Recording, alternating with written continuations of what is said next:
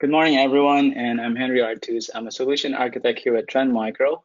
And today's discussions, we're going to discuss all about cloud security aspect or strategic priorities, define as shared security responsibility, and understand a comprehensive cloud security services. And what are the benefits and advantages of having a cloud security posture management and cross-layer detection and response? First, let's actually look at how cloud operation works today. First, you have cloud migration, and these are the organizations that doing shift and lift migration that has some blends of physical, virtual, and cloud workloads, and having a hybrid and multi-cloud environment. Second, you have cloud native application builders. So from developers' perspective, these are your DevOps that actually use cloud workloads, building their monolithic application, but also using cloud storage, container, and serverless, and many native cloud native solutions. And third, you have governance and operational excellence. Their main focus here is all about scaling your cloud operations in a repeatable and consistent way, but also making sure that you're not introducing risk in your organizations, conforming to cloud security standards, meeting industry and government compliance, such as NIST, GDPR, PCI, and many others. Security shared responsibility simply means that cloud providers have their own set of responsibility from global infrastructure, addressing those high availability, redundancy, and disaster recovery, and demands on their foundation services like compute instances, storage, database, networking, and many other cloud solutions. But beyond that, agencies and organizations has to secure or their own network traffic protections and provide multi-layer protections on the operating system, platform, applications, and local data store. So as a general guidelines, cloud provider has a responsibility for security of the cloud, and customer has responsible for their security in the cloud. So before we dive into what a comprehensive cloud security should look like, let's check some of the common security vulnerability, such as vulnerability, zero-day, and zero-day exposure. And these are like technical terminologies from security books that you can reference, right? So vulnerability is a weakness which can be exploited by a threat actor to cross privileged boundaries with a computer system. So think of it like a window in a house that is most probably the easiest way to break into the house comparing to going through a wall. Proof of concept is a software that demonstrates an existence of a vulnerability under specific circumstances. So this is basically the opening of that window, demonstrating that it is possible. Exploit is a software designed to leverage a vulnerability and cross privilege boundaries within a computer system. This is like throwing a brick through your window and taking advantages of that weaknesses to break into the house. And zero-day is when a vulnerability exists on a piece of software and zero-day exposure to the customer. So the hope is when a vulnerability is discovered by somebody is that they disclose it on the vendor or Microsoft and other applications, and they disclose it to programs like ZDI or zero-day initiative, which Trend Micro runs for the purposes of getting it fixed. So in this particular vulnerability cycle, you have a zero-day exposure, and then from the time that you have public disclosure, you have end-day exposures. So now there's several ways to make use of this vulnerability, and let's assume that they're going to take the good path, like joining the largest vendor-agnostic bug bounty program, which also Trend Micro runs. And this is actually a competition which are prone to own. And about a year ago, I think Trend Micro have partnership with Microsoft and also VMware and Tesla, and their CEO Elon Musk is kind enough to share Tesla Model 3 to compete with all these vulnerability researchers and try to hack into the system. And actually, somebody won and able to bring home the Tesla model car with a check of 300,000. So being a vulnerability researcher can be quite lucrative. Second, in your DevOps security automation, let's start with an overall discussion of what's happening in the industry. So for example, the idea laid out here by the NIST is that the sooner or the earlier that you implemented a security in your DevOps and application planning process, it reduces the cost associated in resolving security threat and risk. So in cloud security, we're calling this moving or shifting left, incorporating security in your DevOps cycle to lower the cost associated in resolving security issues. So what does shifting left actually mean? So if you look at two development operations pipeline, you have development phase on the left-hand side, which consists of planning, coding, building, and testing. And you have operations on the right-hand side, which consists of releasing, deploying, operating, and monitoring.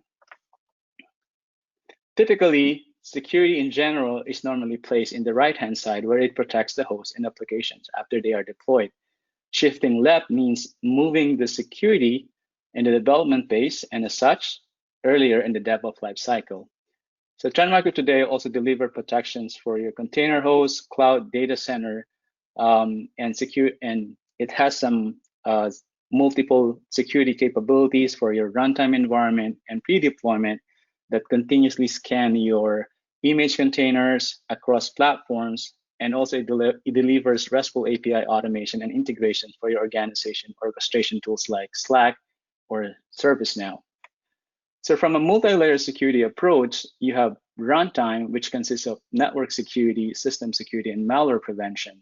Network security and can be in your network layer protection or host-based layer protection, which are your IPS, firewall, and vulnerability scans that stop network attacks and prevents against vulnerabilities. For your system security, you have application control, integrity monitoring, and log inspection that locks down your system and detects suspicious activity like an authorized logon or lateral movement. And for malware prevention, you have not only pattern-based signature for anti-malware, but also behavioral analysis, predictive machine learning, and sandbox analysis to stop advanced malware or advanced persistent threat, or even internal threats like ransomware. And from a pre-deployment, you have applications and container security that is designed for early malware detection and vulnerability in the registry. So when we talk about these three major areas, we should consider broad services of that brought together in a single platform. And if platform means you have a single sign-on for common user, for cloud enrollment, common place for visibility, and expandable platform where you can simply add new services as your organization cloud needs to expand. So in Cloud One, at the base of Cloud One, you have workload security and network security. Workload security is for securing your workloads and containers or compute instances. And for your network security is the ones that integrates your existing cloud network fabric that provides through layer 7 ingress and egress scanning through your cloud network like Amazon Virtual Private Network or Transit Gateway. And many government actually use this kind of solutions following security compliance practices like Zero Trust or TIC or the Trusted Internet Connection. And as you probably know, this is simply the Trend Micro tipping point DNA backed by our ZDI or our zero-day initiative.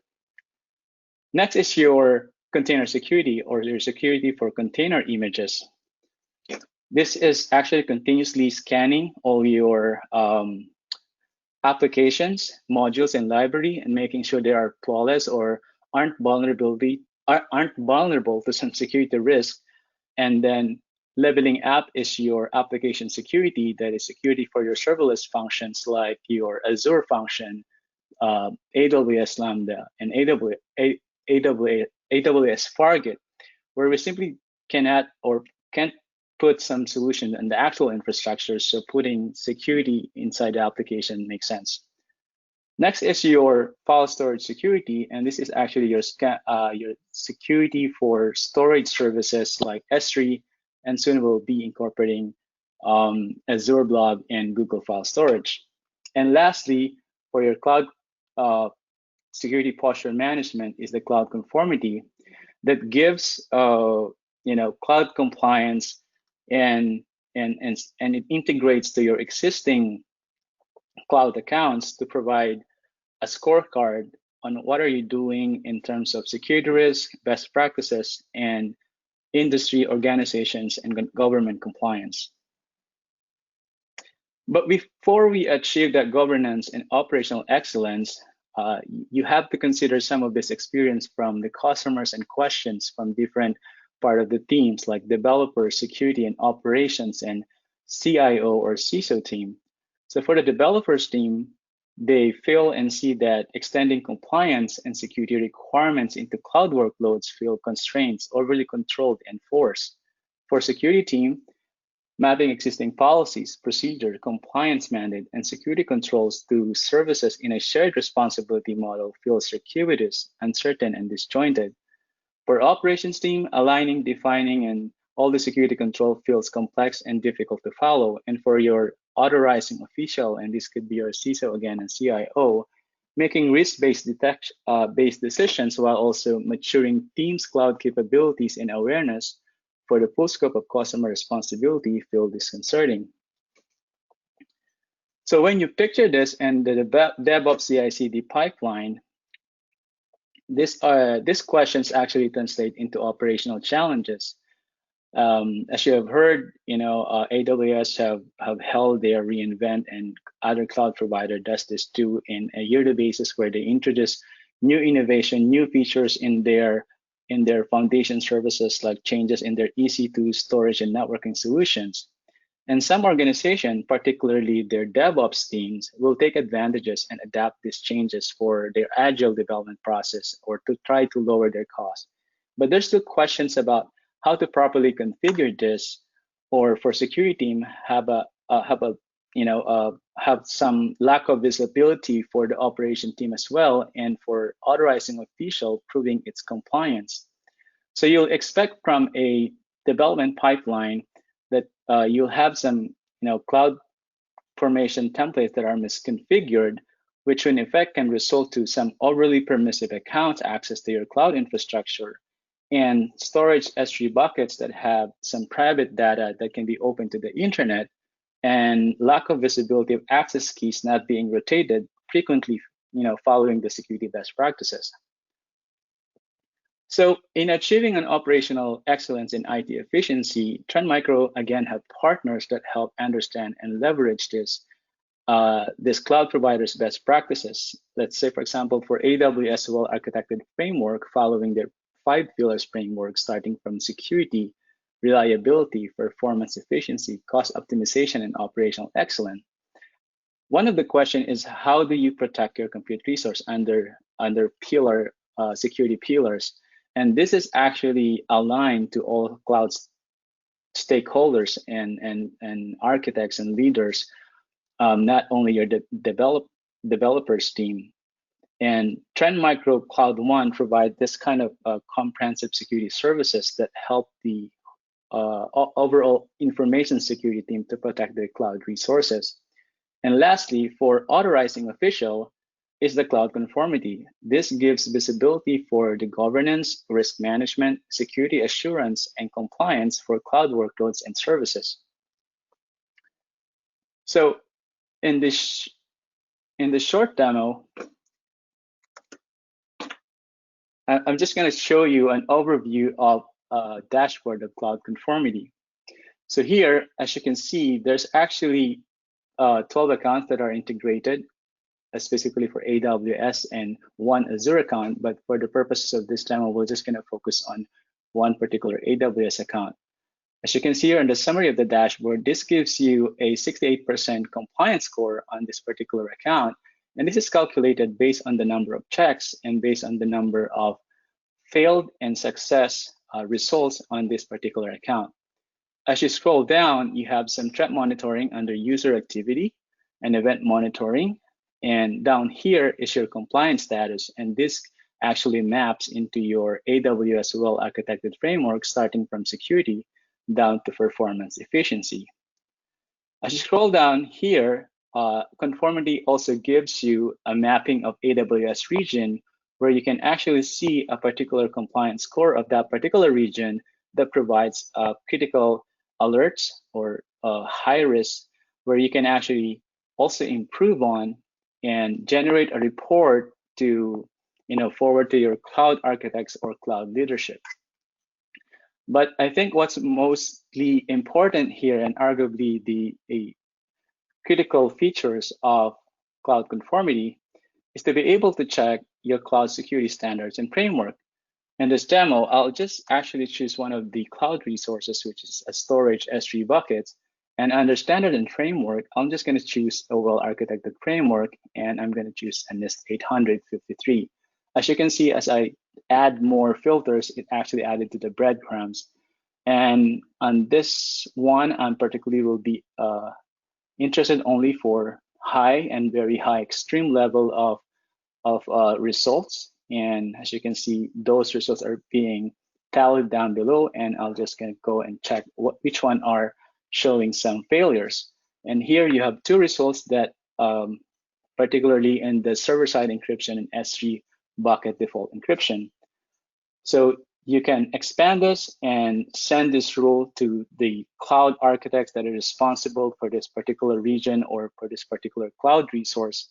And also you have the ability to resolve this, and through conformity knowledge base, this gives you an overview of what that rule and what that risk level and what pillars is actually associated with, and gives you some audit about determining your S3 bucket server-side encryption configuration. And lastly, a remediation and resolution step to address that particular alert. So going to conformity, you can also have the capability to update your communication settings. And here, conformity already have a direct integrations for several communication channels or IT service management tool like Jira or ServiceNow, where you can create supporting tickets or integrate to your existing IR team to respond on this particular cloud conformity results.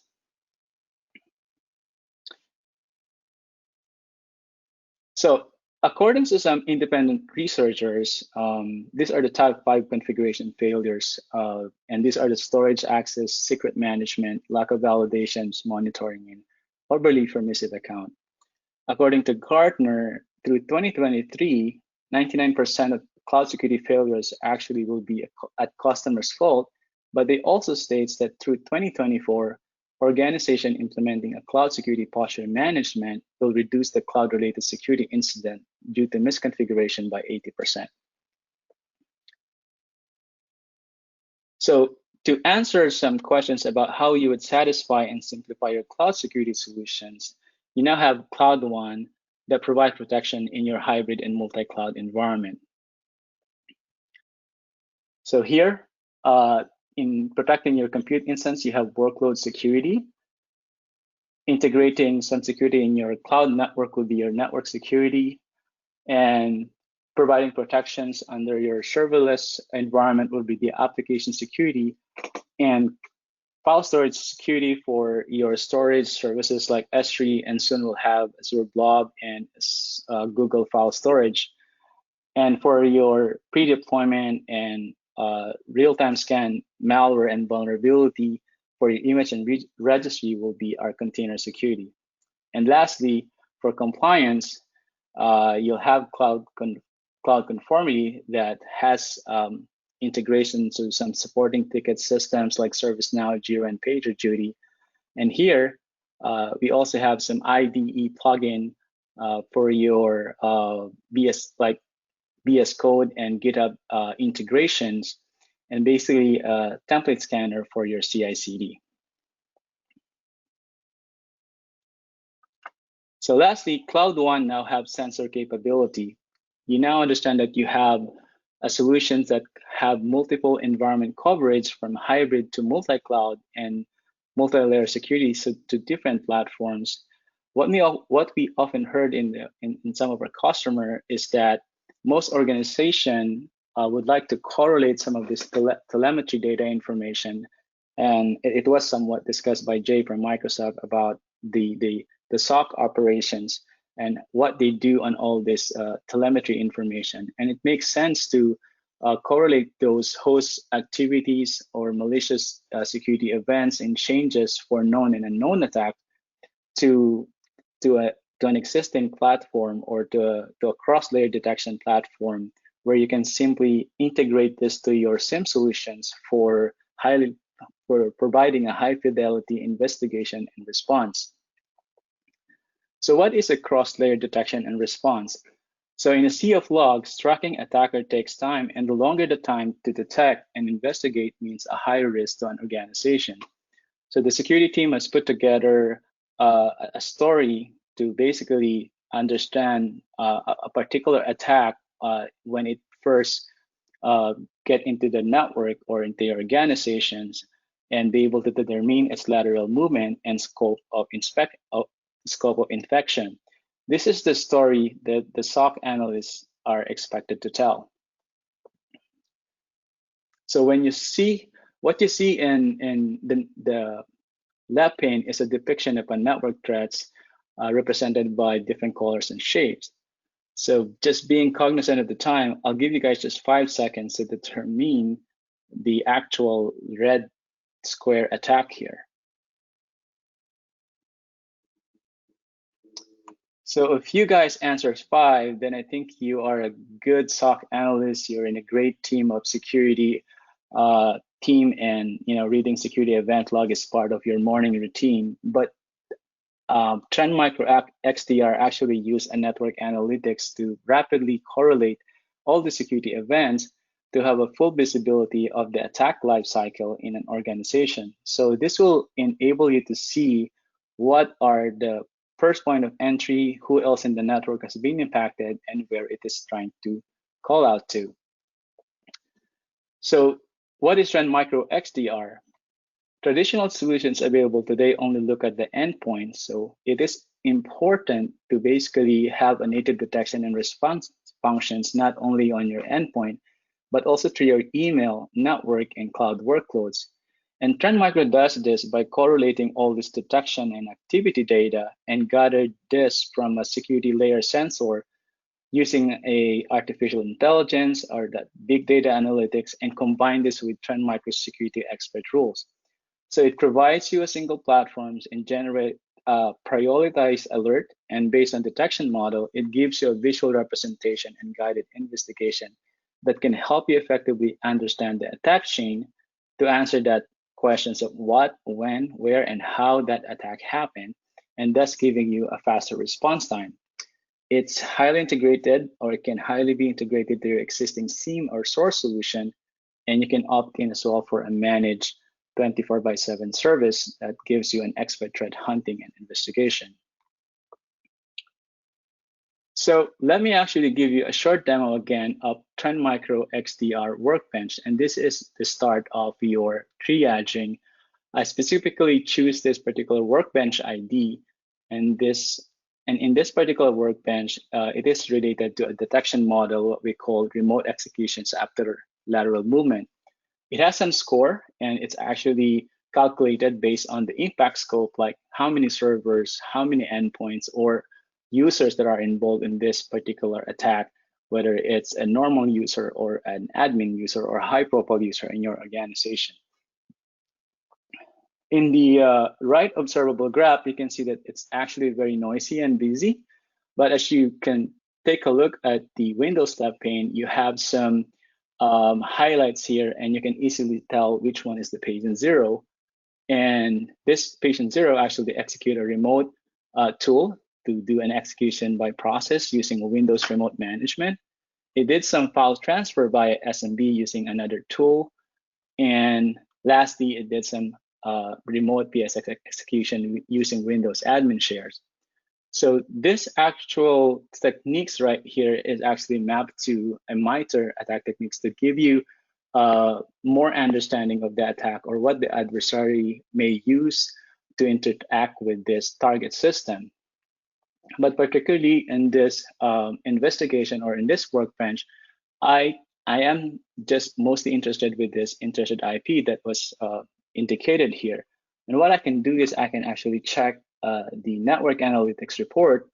And like what I mentioned earlier, Trend Micro XDR gives you the ability to have a visual representations of the entire attack cycle. In fact, you can play back this timeline to understand how the attack had happened. And as you can see here, there's some, desktop that are in bold or internal hosts and numbers of indicator of compromised attack. And you can specifically check a specific attack phase like lateral movement and where it was actually detected from, malicious transfer, where it's actually transferred or have seen some suspicious files on your network, and CNC callbacks. You can focus on one of these IPs to determine and answer those questions about what are these attack pattern, what are the server port or protocols, and what are the related hosts in that particular attack phase. And also, you can do some smart triaging wherein you can check some external resources or reputations from other third party. So now that you have that questions, answers about what, when, and where, you can actually check on the patient zero again. And from here, you can already do some response action like isolate these endpoints. But most SOC analysts or security analysts would like to know how the attack did occurred. So you can do some digging under the execution profile. And again, this one will give you that particular attack chain of the target endpoint and what are those commands that was executed, the first observable object here, and some process that was spawned by that first observable technique. But what most interestingly here is your noteworthy object, where you can simply just check one of this particular process here, and you can already have some response action to collect this file for further investigation, or you can forward this to your security vendor, add to block list, and also try to terminate some malicious process.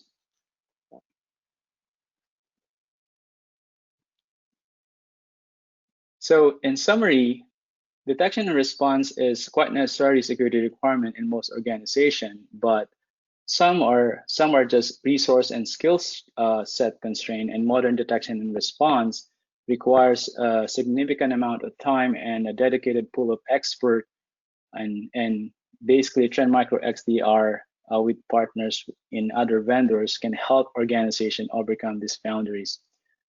So cloud security should be is a shared responsibility, and you should consider a comprehensive and simplified solution that not only provide protections as you migrate to the cloud, but also not taking for granted the security requirement in your serverless environment, and also addressing some compliance and security standard practices needs for your governance and operational excellence.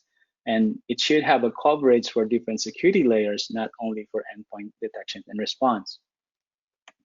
So with that, thank you for your time, and I hope you find some valuable information joining this session. And